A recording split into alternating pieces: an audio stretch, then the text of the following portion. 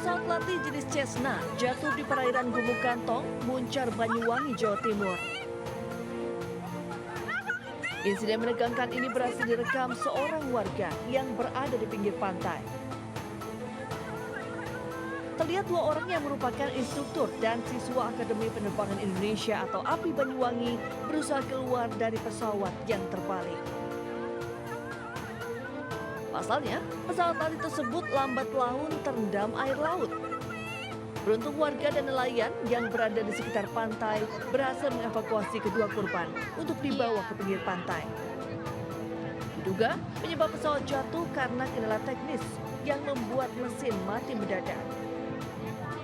Pesawat latih ini kemudian hilang kendali dan terjun bebas dari ketinggian sekira 80 meter dan terjatuh di laut. Seperti ya agak terlalu menunggu sih, landai, habis itu jatuh ke laut, baru terbalik di tengah laut. Baru setelah kita tolong dari korbannya dan kita pinggirkan pesawatnya. Oh, berarti sempat berenang ya, men, ya, ke posisi kapal itu? Iya. Dari pantai ke tengah laut itu berapa jaraknya? Sekitar mungkin 50 meter. Sebelumnya, pesawat milik Akademi Penerbangan Indonesia ini terbang dari markasnya di Bandara Banyuwangi untuk latihan penerbangan siswa. Dari Banyuwangi, Jawa Timur, Eris Utomo, iNews melaporkan. Suruh manajernya segera datang, jangan terlantarkan teman-teman kayak gini. Ratusan penumpang pesawat komersial dengan tujuan penerbangan Makassar Sorong panik setelah pesawat yang mereka tumpangi mati mesin 2 kali saat bersiap terbang. Penumpang yang panik pun memaksa turun dari pesawat. Pesawat mengalami gangguan pada sistem elektrik saat bersiap menuju landasan pacu pada Senin siang. Setelah melakukan koordinasi, pihak maskapai akhirnya mengizinkan penumpang kembali ke ruang tunggu keberangkatan. Di ruang, para penumpang pun melanjutkan protes kepada pihak maskapai dan menolak untuk terbang dengan pesawat yang mengalami gangguan. Pertama tadi waktu mesin mati pertama sebenarnya saya masih merasa mungkin ada sedikit gangguan, tapi tidak apa-apa lah, masih ditolerir. Tapi setelah mesin mati 2 kali, wah rasanya sudah tidak aman. Jadi kita memang sebaiknya memilih untuk ganti pesawat. Bapak kenapa turun, Pak? Nggak tahu itu tadi kok bunyi mesinnya mati main nyala terus. Iya. Jadi Bapak takut juga? Takut banget. Iya, oke. Setelah menunggu sekitar 2 jam, ratusan penumpang yang menunggu konfirmasi dari pihak maskapai akhirnya diberangkatkan dengan pesawat pengganti. Kejadian ini kembali menyoroti pentingnya keselamatan penerbangan dan kesiapan teknis sebelum pesawat beroperasi. Dari Makassar, Sulawesi Selatan, Chandri Suripati melaporkan.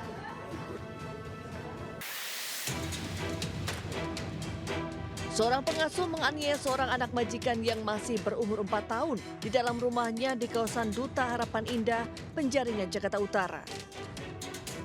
Akibat penganiayaan yang dilakukan berulang kali oleh pelaku inisial LA, korban mengalami gigi tanggal dan sejumlah luka memar. Penganiayaan diketahui setelah ibu korban yang melihat gigi anaknya tanggal, curiga, kemudian memeriksa rekaman CCTV ruko tempat mereka tinggal. Orang tua korban yang tak terima anaknya dianiaya melaporkan pelaku LA ke Polres Metro Jakarta Utara.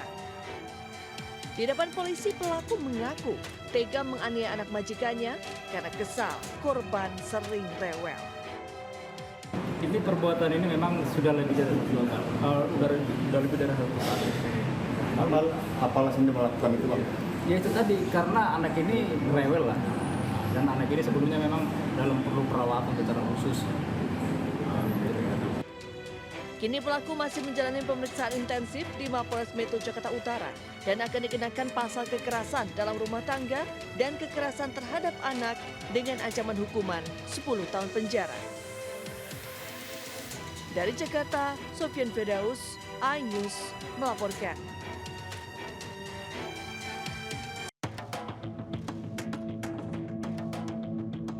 Seorang oknum polisi meninggal dunia setelah sempat diamankan BNNP Sulawesi Selatan atas dugaan kasus narkoba. Bribka AN yang berdinas di Mapolresta Besinjai, Sulawesi Selatan, diduga nekat mengakhiri hidup dengan menenggak cairan pembersih kaca saat dibawa menuju Makassar untuk menjalani pemeriksaan lebih lanjut. Digambarkan sebelum meninggal dunia, Bribka AN sempat dilarikan ke rumah sakit namun mengembuskan nafas terakhir saat dilakukan upaya pertolongan medis. Menurut laporan anggota, yang bersangkutan menegak cairan pembersih kaca yang ada di mobil tersebut. Kami coba evakuasi di rumah sakit Bulukumba. Yang bersangkutan sudah tidak bisa tertolong. Untuk memastikan penyebab kematian, polisi telah membawa jenazah Bribka AN ke RS Bayangkara Makassar untuk dilakukan otopsi. Dari Kota Makassar, Sulawesi Selatan, Muhammad Nurboni, iNews melaporkan.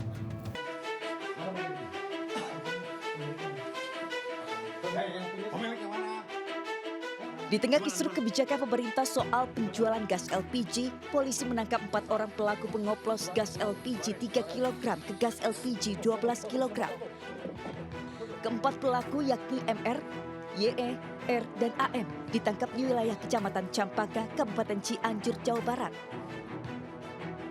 Bermodalkan pipa besi yang sudah dimodifikasi serta es balok, tabung gas LPG 3 kg disuntikan ke dalam tabung gas LPG 12 kg dengan isi tidak sesuai. Para pelaku menjual tabung gas oplosan tersebut ke sejumlah pasaran di wilayah Cianjur dan sekitarnya dengan harga Rp140.000 di bawah harga eceran tertinggi. Dari satu tabung gas non-subsidi, para pelaku meraup keuntungan sebesar Rp60.000. Selama 1 tahun menjalankan aksinya, para pelaku meraup keuntungan hingga mencapai Rp432 juta. Dan kerugian tersebut berasal dari pengoplosan subsidi dari 3 kg ke tabung 12 kg yang tidak bersubsidi. Jadi kerugiannya ini akibat pengurangan berat gas, misalnya dari 12 kg hanya diisi 10 atau 11 kg saja. Terbongkarnya aksi tersebut setelah adanya laporan dari warga. Perbuatan pelaku juga mengakibatkan kerugian negara hingga Rp1 miliar. Kini, para pelaku terancam 6 tahun penjara dan denda Rp60 miliar. Dari Cianjur, Jawa Barat, Muhammad Andi, iNews melaporkan.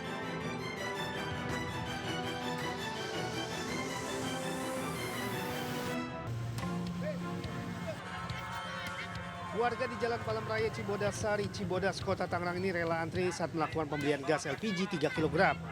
Antrian ini akibat kebijakan pembelian gas LPG harus melalui pangkalan atau agen dan mengharuskan menunjukkan KTP sebelum membeli gas. Mereka mengaku sudah antri sejak jam 7 pagi, namun hingga jam 11 siang gas tersebut tak kunjung didapatkan. Kalau bisa mah menterinya aja dicopot. Siap Bang. Menterinya aja copot. Bilangin Prabowo bagaimana nih? Anak buah lo. Masa ngurusnya prajurit ini nggak beres gitu? Iya, ini kan yang di laut nggak beres, di sini masih belum beres. Mana sebetulnya? Beli yang di warung aja. Oke. Yang di warung aja, kecuali nggak ngantri di sini. Kan bisa kali. Kalau ngantri juga, mending di warung aja. Antrian warga juga ramai terjadi di beberapa pangkalan gas LPG 3 kg di beberapa titik di Tangerang Selatan sampai Tangerang Kota. Bahkan antrian tersebut menimbulkan kemacetan karena terjadinya proses bongkar tabung gas LPG dari truk pangkalan. Ya, ketidaknyamanan pembelian gas di pangkalan atau agen ini dianggap menyusahkan warga. Meski harganya lebih murah, namun untuk pembelian gasnya sangat merepotkan dan harus antri membeli gas setiap saat. Dari Tangerang, Banten, Tim Liputan melaporkan.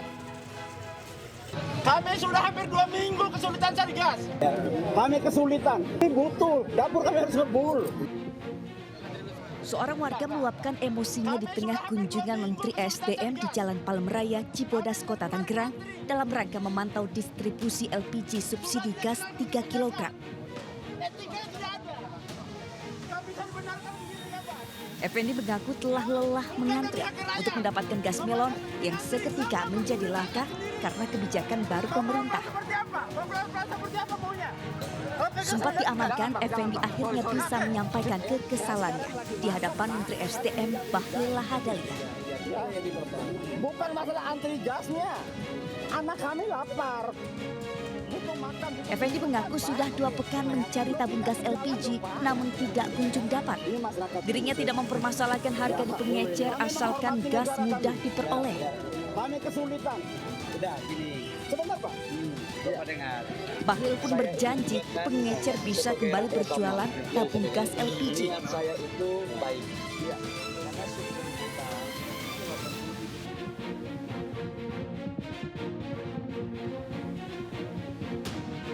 Selain itu, Bahlil juga meminta maaf atas insiden meninggalnya seorang lansia yang diduga kelelahan usai mengantri beli gas LPG 3 kg di Pamulang, Tangerang Selatan. Hal itu disampaikan Bahlil dalam sidak yang dilakukannya di salah satu pangkalan gas di kawasan Kemanggisan, Jakarta Barat. Ya, kami pemerintah pertama memohon maaf kalau itu terjadi. Karena ini semata-mata kita lakukan untuk penataan. Yang kedua adalah kita melakukan perbaikan. Apa yang kita lakukan pagi ini dari tadi malam sampai pagi ini sebagai respon untuk kita ingin rakyat kita mendapat LPG dengan baik dan gampang. Ya. Sementara itu, usai terjadi kisruh soal kebijakan pembelian gas melon ini, Presiden Prabowo menginstruksikan agar pengecer tetap boleh menjual gas LPG 3 kg seperti biasa. Hal ini disampaikan Wakil Ketua DPR RI Sufmi Dasko Ahmad saat hendak bertemu dengan Prabowo di Istana Kepresidenan. Dasko menambahkan bahwa sambil berjualan seperti biasa, para pengecer akan diproses menjadi subpangkalan.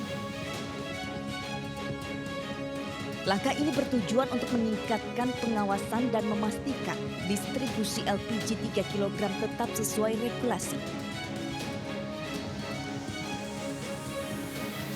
Presiden kemudian telah menginstruksikan kepada SDM untuk per hari ini mengaktifkan kembali pengecer-pengecer yang ada untuk berjualan seperti biasa, sambil kemudian pengecer-pengecer itu akan dijadikan sub daripada pangkalan. Tidak hanya Dasko, Menteri SDM Bahlil juga terlihat hadir di istana usai dipanggil Presiden Prabowo terkait isu mengenai penjualan gas LPG 3 kg. Menurut Bahlil, Prabowo mengarahkan agar subsidi tepat sasaran dan harganya terjangkau. Tim Liputan iNews melaporkan.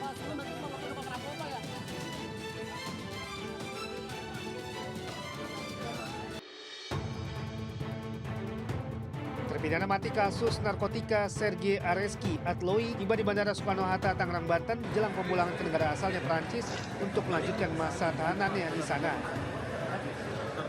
Pemindahan ini dilakukan setelah pemerintah Perancis menyepakati practical arrangement. Menteri Koordinator Bidang Hukum, HAM, Imigrasi dan Pemasyarakatan Yusril Iza Mahendra mengatakan Perancis menghormati kedaulatan Indonesia dan akan menjatuhkan hukuman pidana penjara maksimal 30 tahun. Adapun pemerintah Indonesia menyerahkan keputusan pemberian gerasi, amnesti ataupun kebijakan pengurangan masa tahanan pada pemerintah Perancis.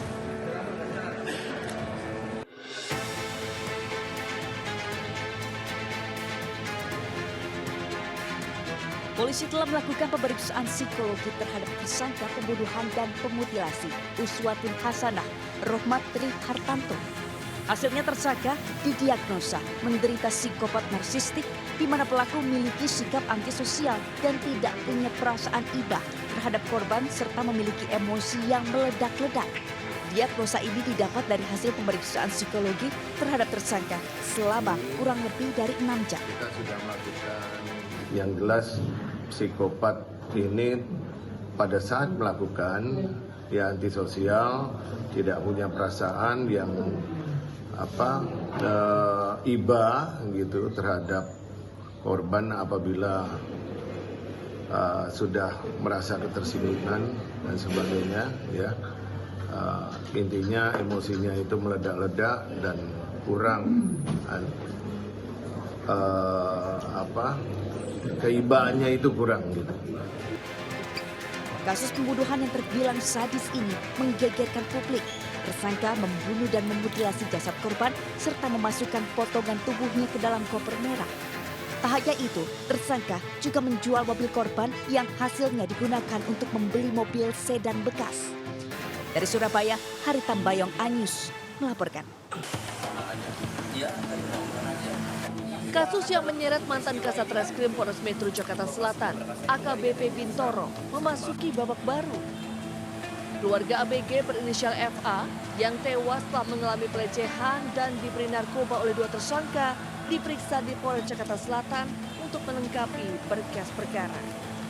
Kuasa hukum keluarga FA, Tony, mengatakan ada 4 poin kasus dalam kematian FA, mulai dari dugaan pembunuhan, penyalahgunaan narkotika, persetubuhan anak di bawah umur, hingga kepemilikan senpi. Dari 4 poin tersebut baru 2 kasus yang berjalan, yaitu dugaan pembunuhan atau kelalaian yang menyebabkan orang meninggal dunia dan persetubuhan anak di bawah umur. Tony menyayangkan ada upaya penghentian kasus yang dilakukan pihak tersangka dengan menggelontorkan uang miliaran rupiah. Ketika mereka berupaya ya dengan berbagai cara sampai mengeluarkan uang sampai 17 miliar yang sekarang melibatkan ya diduga kan ada oknum polisinya, ya akhirnya sekarang setelah ramai jadi terungkap semua. Sementara itu ayah korban FA mengaku telah menerima uang sebesar 300 juta sebagai uang pendamaian dan meminta untuk mencabut laporannya. Tapi dia minta sesuatu gak Pak dengan dikasih duit 300 juta untuk mencabut laporan atau seperti apa? Iya, minta supaya dicabut laporannya. Sudah diterima Pak duitnya? Udah diterima. Upaya penghentian kasus dugaan pelecehan dan pembunuhan ABG ini menyedot perhatian publik karena menyeret sejumlah anggota kepolisian yang diduga menerima suap dari pihak tersangka. Selain AKBP Bintoro, ada 4 anggota kepolisian yang ikut terseret kasus dugaan pemerasan dan penyalahgunaan wewenang. Keempatnya adalah ex-Kasat Reskrim Polres Metro Jaksel AKBP GG, mantan Kanit dan Kasubdit Resmo Polres Metro Jaksel berinisial Z dan ND, serta mantan Kanit PPA Polres Metro Jaksel AKPM. Dari Jakarta Selatan dan Helmi Sajangbati, iNews melaporkan.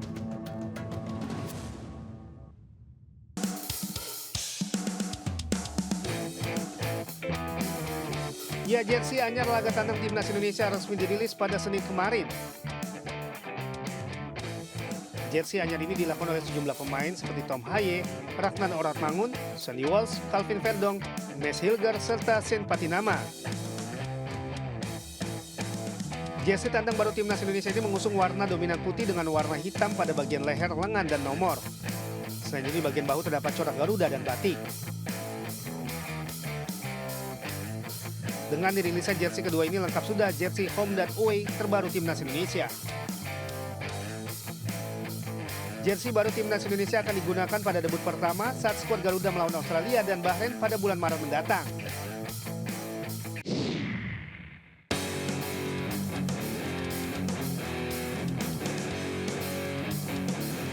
Kita intip dulu sesi latihan Timnas U17 semenjak dipimpin oleh Coach Nova Arianto.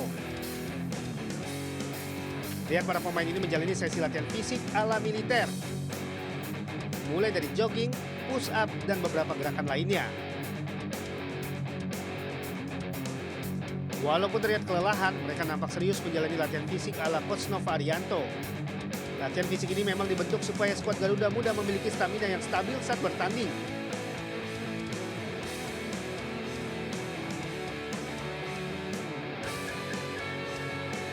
Apalagi dari hasil drawing Piala Asia U17 2025, skuad Garuda Muda berada di grup C bersama Afghanistan, Yaman, dan Korea Selatan.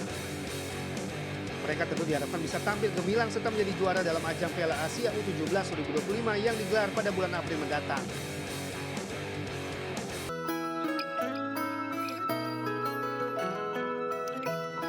Pizza Italia dan martabak Madura, 2 hidangan yang sama-sama digemari. Tapi apa jadinya jika keduanya dipadukan ya? Inilah martabak pizza usus salmon, kreasi unik yang siap menggugah selera. Adonannya tipis seperti pizza tapi digoreng seperti martabak.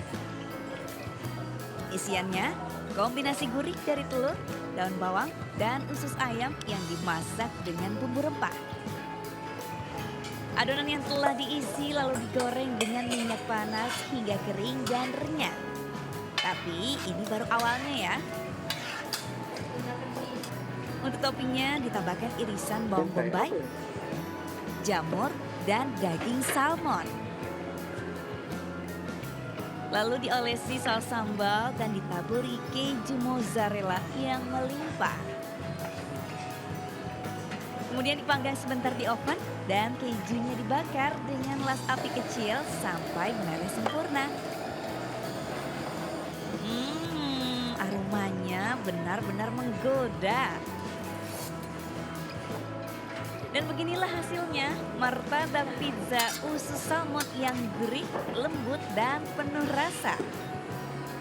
Salmonnya terutama itu lebih enak. Untuk martabak sendiri enak banget. Baru pertama kali untuk nyobain martabak pizza salmon ini. Ide kreasi martabak pizza ini datang dari seorang juru masak berpengalaman yang ingin menciptakan hidangan bergaya internasional, tapi masih sesuai dengan selera lokal. Saya berpikir dari gimana martabak dari martabak Madura menjadi martabak yang naik level. Jadi saya angkat ke Itali, namanya martabak pizza. Jadi isiannya masih tetap kayak martabak Madura. Ada usus sama ada daun bawangnya. Nah, yang paling naik levelnya tadi pakai salmon. Jadi saya kasih salmon. Bagi pecinta pizza dan martabak Madura, hidangan ini wajib dicoba. Sensasi gurih usus, lembutnya salmon ditambah rempah khas Indonesia. Semua berpadu dengan taburan keju yang meleleh di atas roti gepeng. Berani mencoba? Dari Surabaya, Harita Mbayong, iNews melaporkan.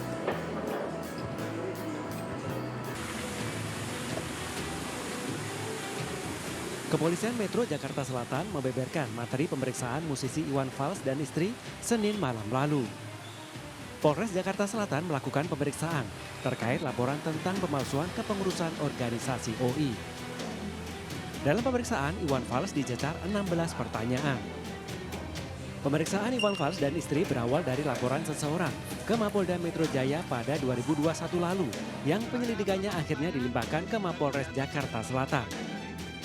Polisi juga telah mengambil keterangan 7 orang saksi, termasuk saksi pelapor dan terlapor dalam kasus tersebut. Jadi mengapa dilaporkan di situ? Inisial IB merasa dia ada di nama, dia lihat di salinan SK Menkumham itu ada namanya. Itu yang dia merasa tidak dihubungin, tidak dikonfirmasi atau tidak dibicarakan, ada namanya di situ. Om Iwan sendiri berapa pertanyaan? Waduh, berapa tadi itu? Berapa ya? 16 mungkin, 15. Harapannya? Harapannya sehat semuanya deh. Ya. Terima kasih Om.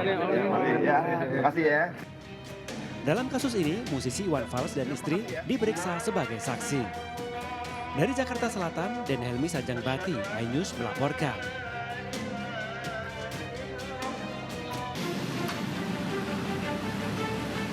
Penyidik Komisi Pemberantasan Korupsi menggeledah sebuah rumah mewah di Jalan Taman Jeruk Utama Interkon, Srengseng Kembangan, Jakarta Barat. Rumah yang berada di Blok H2 nomor 1 ini diketahui rumah pribadi milik politisi senior Partai Nasional Demokrat atau Nasdem Ahmad Ali. Pada saat penggeledahan, awak media yang meliput kegiatan tersebut sempat mendapatkan larangan serta perlakuan tidak menyenangkan. Telepon genggam milik awak media ingin dirampas oleh salah satu penghuni rumah. Setelah hampir 2 jam melakukan penggeledahan, para penyidik KPK keluar dengan menggunakan 9 mobil dari dalam rumah.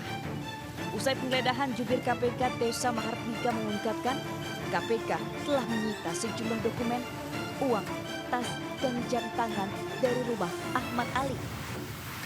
Hanya saja Tessa belum dapat menjelaskan berapa jumlah uang yang disita dan apa merek tas dan jam tangan tersebut. Info sementara secara umum ditemukan dan disita dokumen, barang bukti elektronik, uang, ada juga tas dan jam. Namun detailnya nanti kita menunggu rilis resmi dari penyidik karena kegiatan ini juga baru saja selesai dilakukan. Jadi teman-teman akan kita update lagi. Diketahui penggeledahan ini diduga terkait perkara gratifikasi yang menyeret nama mantan Bupati Kutai Kartanegara Rita Widiasari. Dari Jakarta, Miftahul Gani, iNews melaporkan.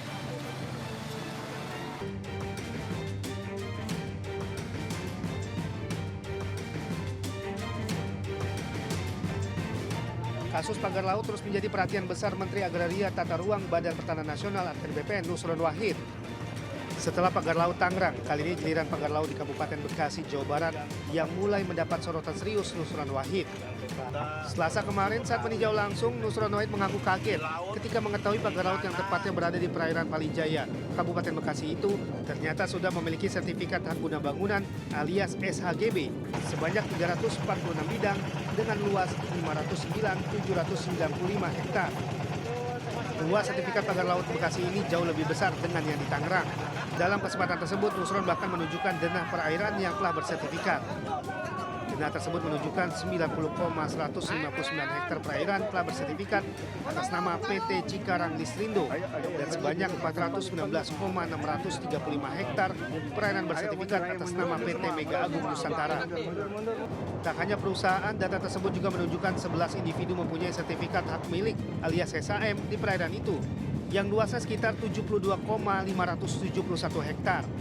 Nusron menduga telah terjadi manipulasi data pada aset milik 11 individu tersebut. Ini lantaran SHM aset seluas 72,571 hektar itu sebetulnya berasal dari aset tanah seluas 11 hektar yang tersebar di area darat Desa Segarjaya, Kecamatan Tarumajaya, Kabupaten Bekasi. Kamera ini lokasinya di situ. Yang sana, mana lihat, mohon maaf. Tuh sono itu. Yang udah pada dipakai bambu itu.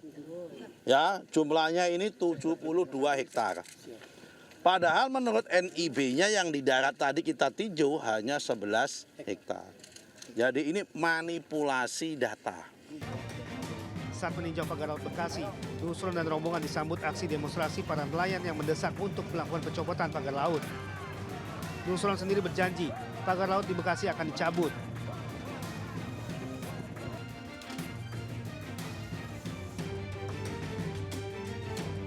Sementara itu, Direktorat Tindak Pidana Umum Barreskrim Polri resmi meningkatkan status dari penyelidikan menjadi penyidikan terkait kasus pemalsuan dokumen pagar laut di perairan Tangerang. Peningkatan status ini dilakukan usai gelar perkara serta pengumpulan barang bukti atas kasus yang tengah menjadi sorotan publik secara luas itu. Kemarin dari pihak BPN sudah menyerahkan berkas-berkas warkah. Karena ini terkait kasus pemalsuan, kita akan mengecek ke lapor dulu.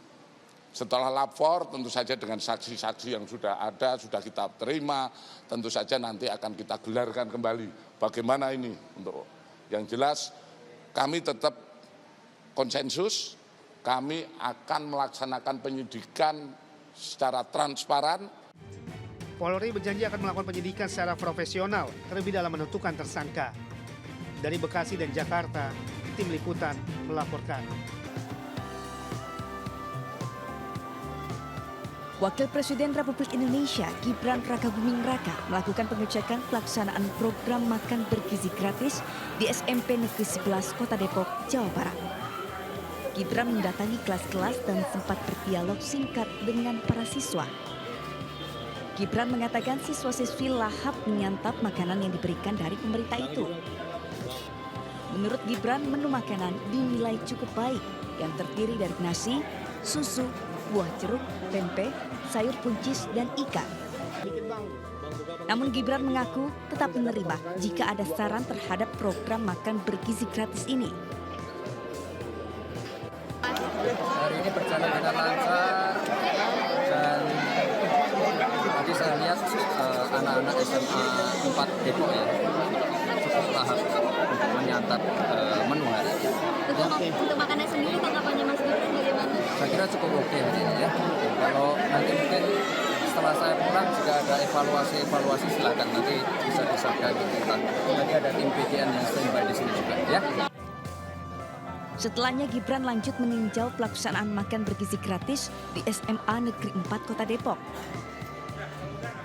Mudah-mudahan dengan pemberian makanan dari Senin sampai Jumat, makan sehat dan bergizi ini menambah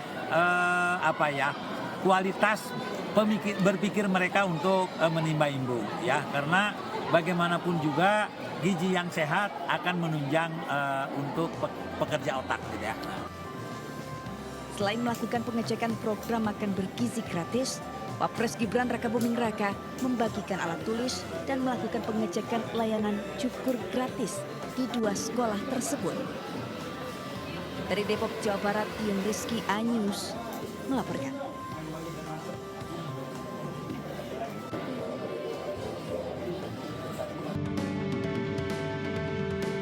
Kecerdasan buatan atau artificial intelligence menjadi sebuah hal yang tidak bisa terpisahkan dari dunia saat ini. Memberikan wawasan yang luas tentang IE, MNC University menggelar kuliah umum tentang artificial intelligence di Aula MNC University Kebonjeruk, Jakarta Barat. Kuliah umum menghadirkan narasumber Jonathan Natakusuma selaku CEO of Eden Sehat IE dan CEO of Templars IE yang membagikan trik ampuh bagi mahasiswa yang berniat membangun bisnis berbasis artificial intelligence. Lebih ke arah karakter, resilience, ya kan, ketangguhan, pantang menyerah gitu ya, dan keinginan untuk belajar hal-hal yang baru.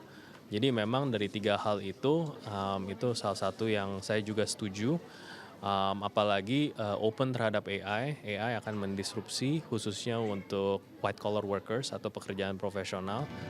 Dengan adanya kegiatan kuliah umum, harapannya mahasiswa MNC University mampu menjadi pemimpin di era perkembangan EA. Ya, tentunya salah satu yang kita sedang kembangkan terutama di MNC University adalah dengan pimpinan Pak Dendi, perubahan kurikulum yang mengintegrasikan pembelajaran di kuliah dengan dunia praktek, yaitu terutama peluang-peluang yang bisa kita sediakan lewat MNC Group sendiri. Kami sekarang sedang merancang model pembelajaran baru, kurikulum baru yang saya pikir akan sangat mensupport hal ini, yaitu salah satunya adalah kurikulum yang berbasis proyek. MNC University terus menggelar kuliah umum dengan menghadirkan para pakar untuk tema tertentu agar wawasan para mahasiswa untuk bisa bersaing di dunia artificial intelligence. Dari Jakarta, Abdul Aziz, iNews melaporkan.